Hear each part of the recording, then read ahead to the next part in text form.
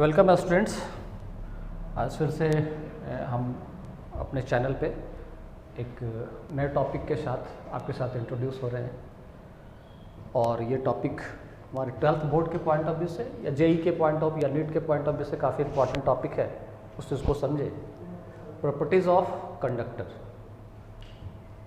Actually इस word से हम लोग काफ़ी फैमिलियर हैं स्कूल डेज से ही। कंडक्टर बड़े आसानी से आप समझते होंगे, conductor that which conduct the electricity. तो अब हम लोग को यहाँ पे ये देखना है कि कंडक्टर किसी एक्सटर्नल फील्ड में हाउ इट बिहेव्स और उसकी कौन सी ऐसी बेसिक प्रॉपर्टी है जो हर जगह अप्लाइड होती हैं। उसमें सबसे पहला पार्ट जो आता है वो ये आता है कि net electric field inside the material of the conductor is zero. आप जिस भी सर्कमस्टांसेस में कंडक्टर को रख दो, आइदर आप कंडक्टर पे चार्ज डाल दो या कंडक्टर के सराउंडिंग्स कोई दूसरा चार्ज रख दो, in all cases you will observe कि कंडक्टर के मटेरियल के अंदर इलेक्ट्रिक फील्ड ऑलवेज जीरो होगा। मतलब अगर आप सराउंडिंग्स में चार्ज डालते हैं तो उस कंडक्टर की चार्ज कुछ इस तरीके से रिडिस्ट्रीब्यूट होगी कि अंदर के फील्ड को जीरो कर ले। तो ये बात। दूसरी जो उससे इंपॉर्टेंट लिंक बात आती है वो बात आती है कि सिंस इलेक्ट्रिक फील्ड जीरो हो गया मटेरियल के इनसाइड, तो हम साफ तौर पे कह सकते हैं कि उस मटेरियल के अंदर किसी चार्ज को एक पॉइंट से दूसरे पॉइंट मूव कराने में वर्क ही नहीं होगा, because force is not existing there. जो वर्क नहीं होगा तो आप कह सकते हो कि इस मटेरियल के इनसाइड किसी भी दो पॉइंट को उठा लोगे, you will observe no potential difference. It means whole the material lies on at the same potential. ये इसकी दूसरी पार्ट आ गई जो उसी से लिंक है। Net electric field inside the material of the conductor is zero, hence the potential at each and every points inside the material is same। अब इतने ही बात पे अप्लाई होकर के किस तरीके से क्वेश्चंस जेई में या नीट में या आपके बोर्ड के लेवल पे पूछा जाता है, हम उसको एज एग्जांपल इसी प्रॉपर्टी के बेसिस पे डिस्कशन करते हैं। I have already mention here 3-4 examples, 1 2 3 4 5 examples I have already mentioned. One by one हम इन सारे चीज को डिस्कशन करें। अब फर्स्ट फिगर पे फोकस करो। इसमें क्या है कि ये एक कैविटी है बना हुआ, इसका आउटर लेयर ये है, इसकी रेडियस आर है। ये जो पार्ट दिख रहा है आपको, दिस वन इज, इसके अंदर पूरा मटेरियल है और ये पार्ट कैविटी। एक चार्ज क्यू चार्ज लिया गया, इस कैविटी के सेंटर पे रख दिया गया, फर्स्ट केस। अब है क्या कि अब जैसे चार्ज सेंटर पे रखते हो तो अब हम लोग को यहां पे फील्ड जनरेट करना है, फील्ड देखना है अलग अलग पॉइंट्स पे।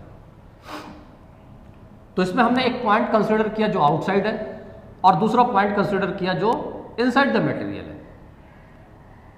तो अब हम लोग ये बात साफ तौर पे सोचें, as already we have mentioned, net electric field inside the material is all time zero. इसका मतलब हम साफ तौर पे कह सकते हैं कि ये जो डैश, ये मैटर्स है, इस मैटर्स में फील्ड की वैल्यू जीरो है। तो फील्ड की वैल्यू अगर जीरो होगी तो इसका मतलब कि अगर हम इस मैटर से कंसर्न क्रॉस करता हुआ कहीं भी गॉसियन सरफेस ड्रॉ करें, let we consider a Gaussian surface, एक गॉसियन सरफेस हम कंसीडर करें जो कि यहां से पास कर रहा हो, it means it is clear कि इस गॉसियन सरफेस पे इस डॉटेड लाइन से नेट फ्लक्स जीरो आएगा। नेट फ्लक्स जीरो आना शो करेगा कि अगर चार्ज आप कैविटी के अंदर रखे हो, यानी कि आपने एक चार्ज अगर कैविटी के सेंटर पे रखा है तो निश्चित तौर पे इस पे, इसके नीचे अंदर वाले लेयर पे माइनस क्यू चार्ज आया होगा, तब जाकर के नेट चार्ज जीरो हो रहा होगा और इसके आउटर लेयर पे प्लस क्यू चार्ज आया होगा। अब एज ए रिजल्ट हम लोग ये सोचें कि net field inside this one is zero.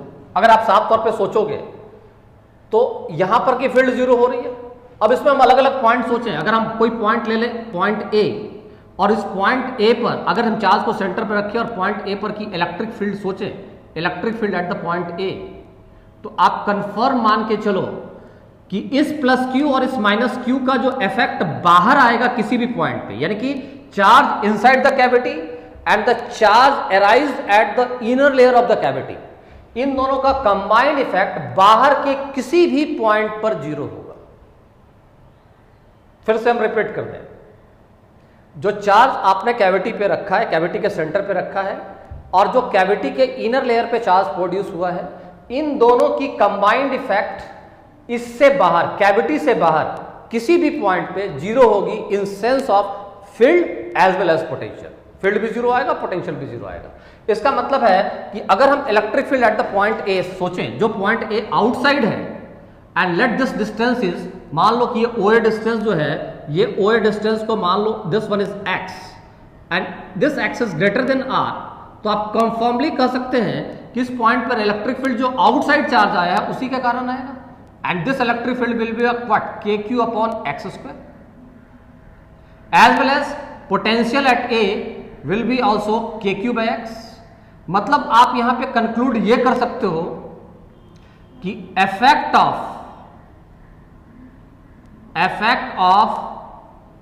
Charge inside cavity at any point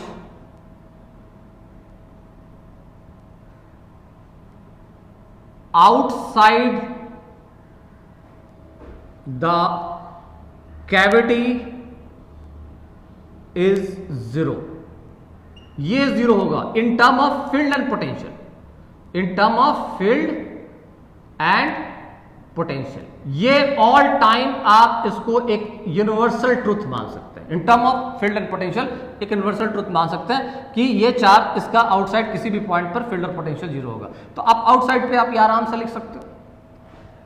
अब सोचना ये है कि अगर हम एट द पॉइंट बी की बात करें, ये तो हमने आउटसाइड बात किया, अगर हम एट पॉइंट बी पे बात करें, यानी अब अगर हम ये पॉइंट ए की बात ना करके पॉइंट बी की बात करें, तो उस पॉइंट बी पे अगर हम सोचना शुरू करें, वो पॉइंट बी मटेरियल के इनसाइड है, तो आप बेधड़क at the point B, this one is the point B is the material, inside the material, बेधड़क आप कह सकते हैं कि electric field at B is 0,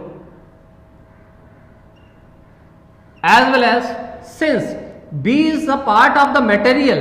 इसका मतलब है कि इस बी पे पोटेंशियल या इसके सरफेस पे पोटेंशियल या इसके इनर लेयर तक पोटेंशियल, हर जगह पोटेंशियल की वैल्यू क्या आएगी, सेम आएगी। यानी potential at all point inside the material will be same. It means potential at B will be same as the potential at the surface, and that one will be what, kq upon r।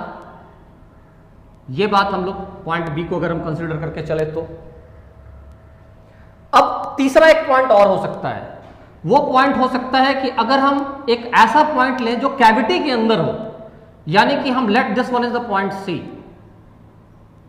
और ये point cavity के inside हो, और अब हम यहां पे field और पोटेंशियल की बात करें, तो कंफर्म है कि यहां पर फील्ड जो आएगा ये इस पॉइंट चार्ज के कारण आएगा, माइनस क्यू के कारण नहीं आएगा, और ये इस प्लस क्यू के कारण नहीं आएगा। यानी कि अगर हम इस डिस्टेंस को, OC डिस्टेंस को x मानते हैं, तो हम कह सकते हैं कि electric field at C is equal to kq upon x square. अगर हम इस डिस्टेंस को x माने OC, यानी in this conditions let we consider OC is x। अब रहा बात की पॉइंट C पर की पोटेंशियल, तो पॉइंट C पर पोटेंशियल का कंट्रीब्यूशन अगर देखा जाए तो इस Q का होगा, इस माइनस Q का होगा और इस प्लस Q का होगा। यानी कि अब हम यहां पे पोटेंशियल एट C डिफाइन करने चलें, तो potential at C will be what, kq upon x 1 minus of kq upon small r, that is due to the charge on the inner layer, and this one is plus of kq upon capital R। This one will be the potential at C। ये कब बात आई कि जब आपने एक conductor consider किया, concentrically उसके अंदर एक कैविटी है, और you place a charge at the centre of the cavity. Now अब हम इसमें थोड़ा सा बदलाव करें, हम इसी केस में एक थोड़ा सा बदलाव करें, और फिर उसमें भी हम उस तीनों पॉइंट्स को डिस्कशन करने की कोशिश करें। बदलाव ये करते हैं कि now we consider the charge not at the centre of the cavity as like this, let this one is the sphere, it is the concentric cavity, it is the center of the cavity, this one is small r, this one is capital R, and now the charge is placed at this point, Q is placed at this point. Again you are considering 3 points, this one is the point A, this one is the point B, and this one is the point C. Again, तो यहां भी हम ये बात तो मान के चलें कि फिर से मटेरियल के इनसाइड, यानी here is material, it is there is the matter, material के इनसाइड फील्ड की वैल्यू 0 होनी है। इसका मतलब क्लियर है कि इसके इनर लेयर पे -q और आउटर लेयर पे +q का तो फॉर्मेशन होगा, इसमें कोई डाउट नहीं आना चाहिए।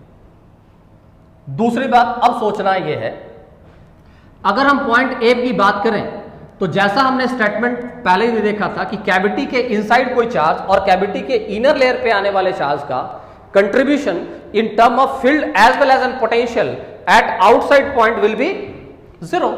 तो इट मींस फिर से हम ये कह सकते हैं कि electric field eight A is again kq upon x square, potential at A again is kq upon x। Clear? Now consider electric field at B. You may write down this one is as 0 because this one is the material part. Potential at B again may be written as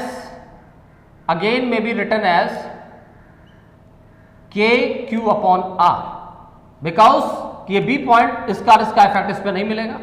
फिर से अगर अब हम कोई एक point C consider करें जो इसके इनसाइड है, इट इज द C, इस पॉइंट पे कंसीडर करें, तो अब यहां पर का पोटेंशियल अगर हमको लिखना होगा, यहां पर का पोटेंशियल लिखना होगा, तो क्या हम ऐसा लिख सकते हैं? इस बात को समझो, let this distance is known, let this distance is known, it is R dash.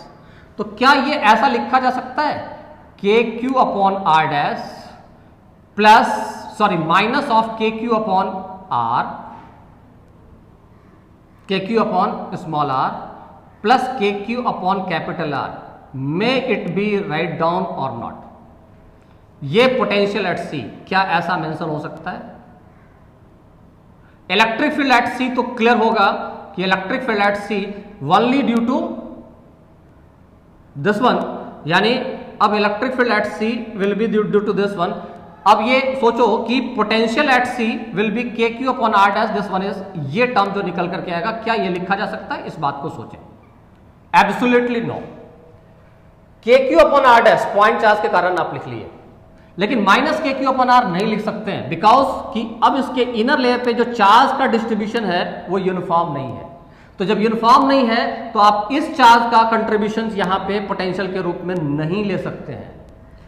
As well as दूसरा बात कि आउटर लेयर का चार्ज ये लिखा जा सकता है, it is right, it is wrong, it is right, hence it is completely wrong, ये नहीं लिखा जा सकता है। इट मींस कि अब हम पॉइंट C पर नेट पोटेंशियल फाइंड नहीं कर सकते हैं। As well as net field भी पॉइंट C पे अगर आप चेक करोगे तो आप यहां पे नेट फील्ड जो आएगा वो क्या निकल के आएगा, KQ अपॉन R डैश का R डैश आएगा, KQ अपॉन R डैश का स्क्वायर आएगा, इसके कारण 0 और इसके कारण 0, यानी electric field at C may be written as KQ upon R dash का square, it may be written. ये चीजें, ये दो बात जो हम लोग ने डिस्कशन किया उसमें क्या किया कि एक कॉन्सेंट्रिक स्फेयर है, उसके अंदर आपने एक कंसेंट्रिक कैविटी बनाया और उसमें हमने दो केस लिया, एक चार्ज को एट द सेंटर और दूसरा एक केस में चार्ज को not at the centre but inside the cavity. उसमें फिर हमने 3 पॉइंट कंसीडर किया, आउटसाइड, इनसाइड द मटेरियल और इनसाइड द कैविटी। ये तीनों केस हम लोगों ने यहां पे देख रखा। अब हम लोग चलते हैं केस 2 की तरफ। अब जो हमारा केस 2 है उस पर डिस्कशन करें। उस केस 2 के डिस्कशन में आप देखो क्लियरली कि फिर से स्फेरिकल मटेरियल है, सेंटर वो है, बट यहां कैविटी कॉन्सेंट्रिक नहीं है और कैविटी का शेप रेगुलर नहीं। अब अगर हम इसमें O' पे कोई चार्ज रखें तो गॉस थ्योरम के कंसेप्ट से फिर से इसके इनर लेयर पे तो माइनस क्यू आएगा, क्योंकि मटेरियल के इनसाइड फील्ड की वैल्यू 0 होनी है, और इसके आउटर लेयर पे प्लस क्यू आएगा। एक बड़ी खास बात हम आपको बता दें, इंपॉर्टेंटली आप सोचो कि इसके इनर लेयर पे जो माइनस क्यू जनरेट होगा, यानी कि now charge is placed Q at O dash, minus Q will arise at the inner layer of the cavity. अब हम इंपॉर्टेंट सोच लें कि due to irregularity of the this shape of the cavity as well as it is not at the centre of the cavity, you cannot define this, तो आप कह सकते हो कि इसके इनर लेयर पे जो चार्ज की डिस्ट्रीब्यूशन है वो यूनिफॉर्म नहीं होगी। दूसरी इंपॉर्टेंट चीज, चूंकि इस चार्ज और इनर लेयर पे चार्ज वाले का कोई फील्ड बाहर में कंट्रीब्यूट नहीं होना है, और आउटर लेयर का जो रेडियस ऑफ कर्वेचर है हर जगह सेम है, इसलिए बाहर वाले पे चार्ज का डिस्ट्रीब्यूशन यूनिफॉर्म होगा। It means non uniform distribution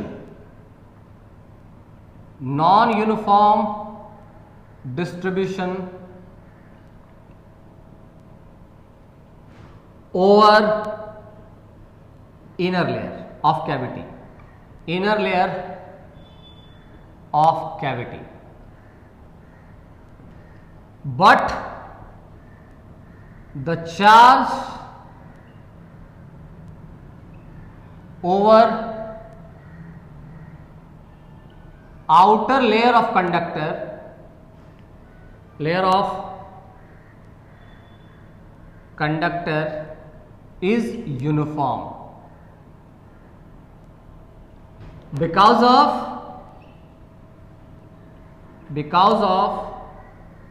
uniform radius of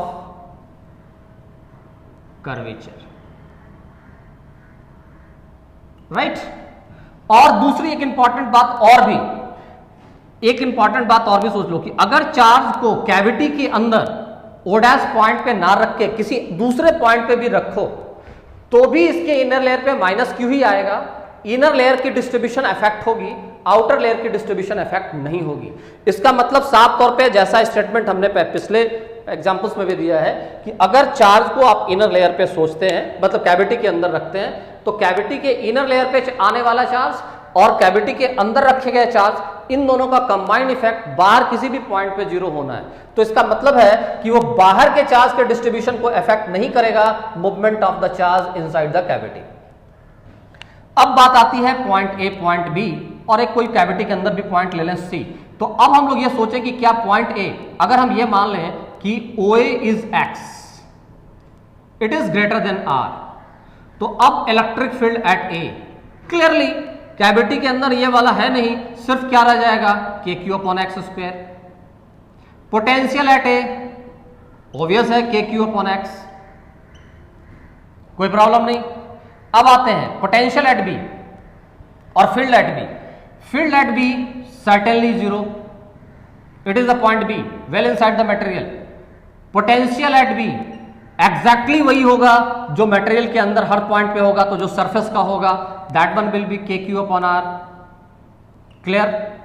अब अगर हम कोई पॉइंट इनसाइड द कैविटी इस पॉइंट पे मान लें, कैविटी के अंदर कोई पॉइंट मान लें C, तो क्या वहां पर का फील्ड और पोटेंशियल डिफाइन होगा?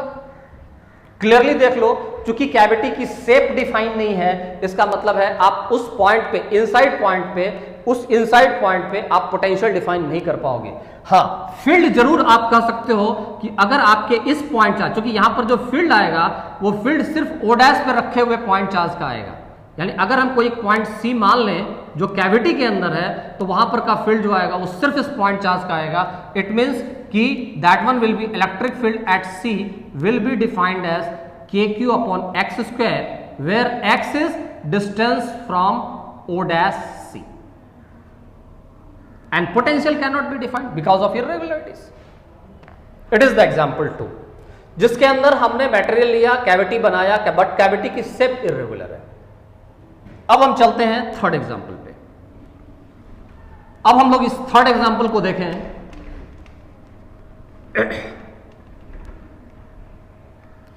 ये है हमारा अब यहां पे थर्ड एग्जांपल। सोचो अब इसके अंदर हमने क्या किया, जो हमने सेकंड एग्जांपल डिस्कशन किया था उस सेकंड एग्जांपल में आप एक बात डिस्कशन करके देख लो कि उस सेकंड एग्जांपल के केस में आपके पास जो बात निकल करके आ रही थी वो बात ये कुछ इस तरीके से आ रही थी सेकंड एग्जांपल में कि हमने आउटर सरफेस उसका स्फेरिकल रखा था और कैविटी को इरेगुलर शेप का रखा था। अब यहां पे गौर कीजिए, इसकी आउटर लेयर इरेगुलर शेप की है और कैविटी अंदर का स्फेरिकल है। अब अगर आप एक कोई चार्ज Q रख देते हैं एट O, फिर से आप सोचो, अकॉर्डिंगली गॉस थ्योरम निश्चित तौर पे इसके इनर लेयर पे -Q फिर से और आउटर लेयर पे +Q। बट एक खास बात क्या आएगी, चूंकि इसकी इनर लेयर स्फेरिकल है और चार्ज कैविटी के सेंटर पे रखे हैं, तो अब यहां पे जो चार्ज की डिस्ट्रीब्यूशन होगी वो यूनिफॉर्म डिस्ट्रीब्यूशन होगी, यूनिफॉर्म, बिकॉज की चार्ज Q एट सेंटर और कैविटी जो है वो स्फेरिकल है। बट यहां जो चार्ज का डिस्ट्रीब्यूशन होगा non uniform distribution. Why non uniform distribution? Because of the different radius of curvature at the surface. तो अब बड़ा क्लियर कट है कि अब अगर पॉइंट OA, अगर आप कोई पॉइंट मान लो कि OA है and this OA is equal to x and outside point है, ये आउटसाइड पॉइंट है, तो अब हम यहां पर का पोटेंशियल डिफाइन नहीं कर सकते। हम इस कैविटी के पे आने वाला चार्ज और इसके कारण तो पोटेंशियल 0 होगा, लेकिन इसके आउटर लेयर के कारण पोटेंशियल आएगा। Potential and field can not defined at E and V cannot defined at A, ये डिफाइन नहीं हो सकता है बिकॉज की इरेगुलर शेप है इसका। हाँ, इतना बात जरूर है कि अगर इस केस में भी आप इस चार्ज को कैविटी के अंदर मूव कराओगे तो भी इसकी डिस्ट्रीब्यूशन अफेक्ट नहीं होगी, चाहे जो भी डिस्ट्रीब्यूशन पहले पकड़ा होगा वही डिस्ट्रीब्यूशन बाद में भी रहेगा, that distribution will not be affected. Clear? अब इसमें मटेरियल के अंदर अगर आ जाए तो भी तो फील्ड की वैल्यू तो हम कंफर्म रखें कि 0 है, इसमें कोई डाउट नहीं है। पोटेंशियल वही होगा जो सरफेस पे होगा, but we are not able to find that potential. जो पोटेंशियल आपके पास यानी कि पॉइंट बी मानते हो इनसाइड, तो आप क्लियरली कह सकते हो कि electric field at B is 0 because it is inside the material. Potential at B is not 0 but cannot find 0 नहीं है लेकिन फाइंड नहीं किया सकता। सिमिलरली अगर आप इसके इनसाइड आओगे तो इनसाइड में आप इसकी पोटेंशियल भी फिर से डिफाइन नहीं कर पाओगे, फील्ड जरूर डिफाइन कर पाओगे। फील्ड एग्जैक्टली क्या होगा कि जो चार्ज रखे हैं उस पॉइंट चार्ज के कारण आएगा और रेस्ट के कारण नहीं निकाल पाएगा, रेस्ट के कारण 0 आएगा। Potential can not be defined. It is the third example. Now comes to the fourth. अब इस फोर्थ एग्जाम्पल के केस में हम लोग यह डिस्कशन करें। फोर्थ एग्जाम्पल में अब आप सोचो, अब तक क्या था कि अब तक जो केस हम लोग देख रहे थे उस केस में हम लोग ये देखते आ रहे थे कि मटेरियल था, मटेरियल के इनसाइड कैविटी बनाए थे और आपने चार्ज को उस कैविटी के अंदर रखा था। अब क्या है कि आपके पास एक सॉलिड मटेरियल है और आप वहां पे जो चार्ज को रख रहे हैं मटेरियल के इनसाइड नहीं बल्कि मैटर से बाहर रख रहे हैं। अब आप देखो इस फोर्थ क्वेश्चन को, it is a solid conductor and charge is placed outside this one. क्या होगा? कंडक्टर की प्रॉपर्टी है कि ये चार्ज, इसके अंदर फील्ड की वैल्यू 0 होनी चाहिए। इसका मतलब तय है कि इसके यहां पे चार्ज पोलराइज होगा, कुछ नेगेटिव और कुछ पॉजिटिव की क्रिएशन होगी इस तरीके से, कुछ नेगेटिव और कुछ पॉजिटिव की क्रिएशन कुछ इस तरीके से होगी कि net field inside this one is getting 0। तो इसका मतलब है कि अब अगर हम यहां पर इस केस में इलेक्ट्रिक फील्ड एट बी यानी कि इनसाइड द मटेरियल की बात करें तो दिस वन इज 0। अब सोचना यह है कि इलेक्ट्रिक फील्ड एट बी 0, अब ये इलेक्ट्रिक फील्ड एट बी 0 किसके कारण है? इस पॉइंट चार्ज के कारण या इस पॉइंट चार्ज और इंड्यूस चार्ज दोनों के कारण? तो ऑब्वियस है कि ये इलेक्ट्रिक फील्ड एट बी, इसका 2 पार्ट है, इसको हम लिखेंगे electric field at B due to Q, जो पॉइंट चार्ज रखे हो वो, और plus electric field at B due to induce charge. ये दोनों मिलके जीरो है। तो इस पे बड़ी प्रोमिनेंट क्वेश्चन पूछी जाती है कि आप पॉइंट बी पर इलेक्ट्रिक फील्ड बताइए only due to induce charge. तो only due to induce charge electric field at B due to induce charge will be same as minus of electric field at B due to Q. तो आप साफ तौर पे सोचो, ए और B के बीच का अगर ये सेपरेशन पता है और ये सेपरेशन पता है, let this separation is D and this separation is this, तो अब electric field at B due to A clear तौर पे लिखा जा सकता है, this one will be what, K Q upon R square plus D square and its directions will be negative of A B vector. इसके directions के opposite हो जाएगा and it is electric field due to induced. Similarly अब बात आती है कि potential at B. तो अब आप साफ तौर पे सोचो कि पोटेंशियल एट बी जो आएगा वो तो क्लियर है कि ये पूरा एक कंडक्टर है, तो पोटेंशियल एट बी और potential at centre both will be same, potential at O will be same. अब रही बात कि पोटेंशियल एट ए जो आएगा यानी पोटेंशियल एट ओ जो होगा, तो पोटेंशियल एट ओ दो कंट्रीब्यूशन होगा, potential at O due to Q और plus potential at O due to Q induced. This one ये कंबाइंड तौर पे अगर आप सोचोगे तो ये निकालना है। तो potential at O due to Q तो क्लियर कट है, it will be what, K Q upon D, and potential due to induced will be equal to zero because of कि जितनी निगेटिव क्रिएट होनी है उतनी पॉजिटिव क्रिएट होनी है, और इसका शेप डिफाइंड है, it is spherical, hence net field potential due to the induced charge will be zero. तो ये के क्यू अपॉन डी आएगा। अब क्लियर है कि जो पोटेंशियल ओ पे है वही पोटेंशियल बी पे है। तो इसमें अगला क्वेश्चन ये हो सकता है, ये पोटेंशियल एट बी को आप ऐसा भी तो लिख सकते हो, potential at B due to Q and potential at B due to induced. Clear है कि this one will be K Q upon D. तो अगला क्वेश्चन हो सकता है कि आप ये निकालें, तो potential at B due to induced will be equal to what, K Q upon D minus of K Q upon root over of R square plus D square. Clear? यानी आप इस मटेरियल के अनसाइड कहीं पे भी आप potential निकाल सकते हैं इंड्यूस के कारण। नाउ नेक्स्ट लेवल, अब क्या है कि हम एक कंडक्टर लिए बट कंडक्टर की शेप डिफाइंड नहीं है, इर्रेगुलर शेप है, आपने चार्ज रखा। तो क्लियर है कि अब यहां पे जब आपने चार्ज रखा है तो क्लियर है कि यहां पे फिर से पोलराइजेशन होगा। निश्चित तौर पे इस साइड कहीं निगेटिव और इस साइड कहीं पॉजिटिव की क्रिएशन होगी, इसमें कोई डाउट नहीं है। But distributions over the charge will not be uniform. अब सोचना है कि क्या अब हम पोटेंशियल एट ओ निकाल सकते हैं या फील्ड एट ओ निकाल सकते हैं। तो ये क्लियर कट है कि field at B again will be zero, यानी इस केस के लिए भी field at B zero applied होगा।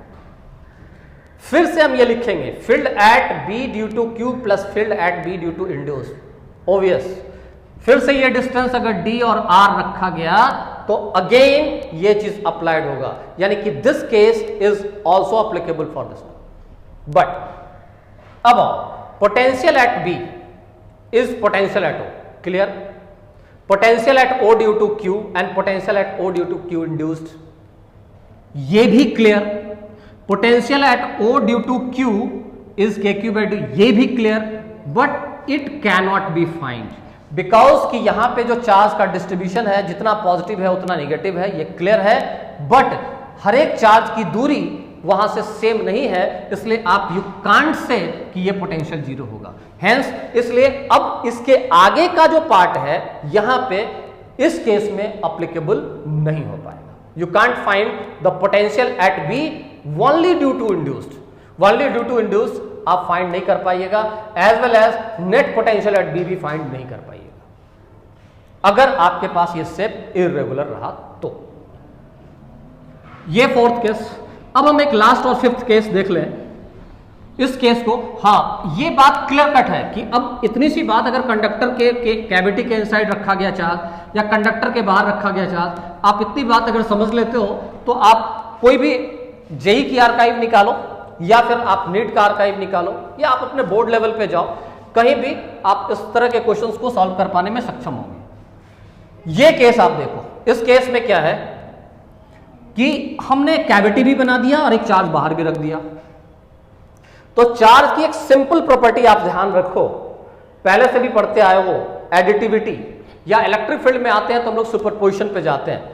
तो ये आपको नहीं लगता है कि it is the combined case, यानी एक केस हम ऐसा ले लें, conductor, let here is the cavity, it is the point O, it is the point O dash, charge, एक केस आप ये मान लो, एक केस मतलब हमने इस चार्ज को यहां पे नहीं रखा, Q डैश को नहीं रखा, प्लस दूसरा केस अब हम ये ले लें कि अब हम बाहर का चार्ज ना रखें और अब हम इसके सेंटर पे O डैश पे, ये O है और ये O डैश पे हम एक चार्ज Q डैश रख लें। अब हम इस दोनों को कंबाइंड कर दिया है, उसी से तो ये केस बना हुआ है। तो अब हम इसमें किसी एक जनरल पॉइंट पे देखना चाहें तो हम इसके हिसाब से फील्ड लिख लें, फिर इसके हिसाब से फील्ड लिख लें और फिर दोनों को कंबाइन कर दें, पोटेंशियल लिख लें, कंबाइन कर दें। Use this one as homework, आप इसको एक होमवर्क के रूप में इस्तेमाल करें, आप इसको एक वर्कआउट करें। और चूंकि हमने दोनों ही केस डिस्कस कर दिया आपसे, ये केस अलग से डिस्कस कर लिया, ये केस अलग से डिस्कस कर लिया और हमने इस दोनों केस को आपके साथ वहां पे मिक्स कर दिया है इस क्वेश्चंस में। कंडक्टर की जो दूसरी प्रॉपर्टी होती है, हम लोग उस दूसरे प्रॉपर्टी पे डिस्कशंस अपने नेक्स्ट वीडियो में करेंगे, जिसमें यह बात आता है कि अगर ये जितना भी केसेस देख रहे हो उन सारे केसेस में अगर हम उस कंडक्टर की ग्राउंडिंग कर दें तो कंडक्टर के ग्राउंडिंग का क्या इफेक्ट होगा वहां पर के सराउंडिंग चार्जेस पे या उसके इनसाइड या आउटसाइड फील्ड पे, हम इस बात को डिस्कशन करेंगे। That will be the topic of the hour next video. Thank you.